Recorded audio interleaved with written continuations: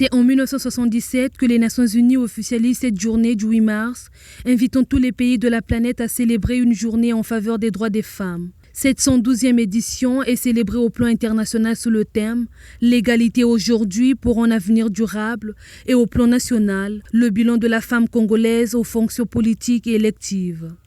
En République du Congo, cette commémoration donnera lieu à plusieurs activités dont de prime abord cette marche sportive pour sensibiliser les femmes sur les maladies cardiovasculaires. Cette marche, je le disais tout à l'heure, est une marche symbolique qui marque le début de cette journée commémorative de la Journée internationale de la femme. Il faut savoir que le sport est très essentiel pour notre santé.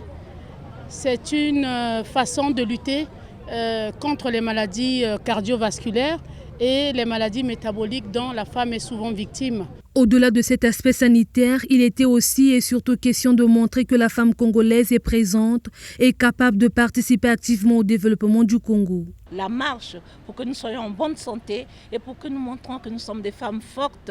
La Congolaise peut marcher sur des longues distances pour montrer son engagement vers la bataille que nous menons pour que la femme soit reconnue dans ses compétences, que la femme soit reconnue dans son travail, que la femme soit reconnue dans notre société en tant que partie prenante pour le développement du Congo. Coïncidence du calendrier, on ne sait pas.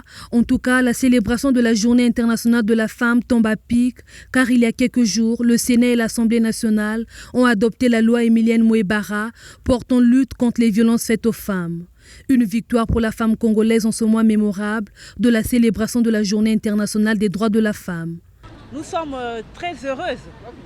Pendant ce mois de 8 mars, le Parlement, les deux chambres parlementaires venaient d'adopter la loi de Maman Mouébara sur les violences faites aux femmes.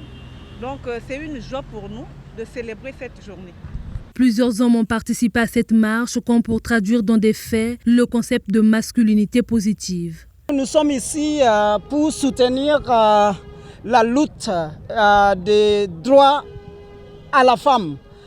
Et nous sommes très contents d'être ici avec les femmes congolaises, dirigées par Madame la ministre elle-même, qui a fait la marche avec nous, qui a fait la marche avec les autres femmes.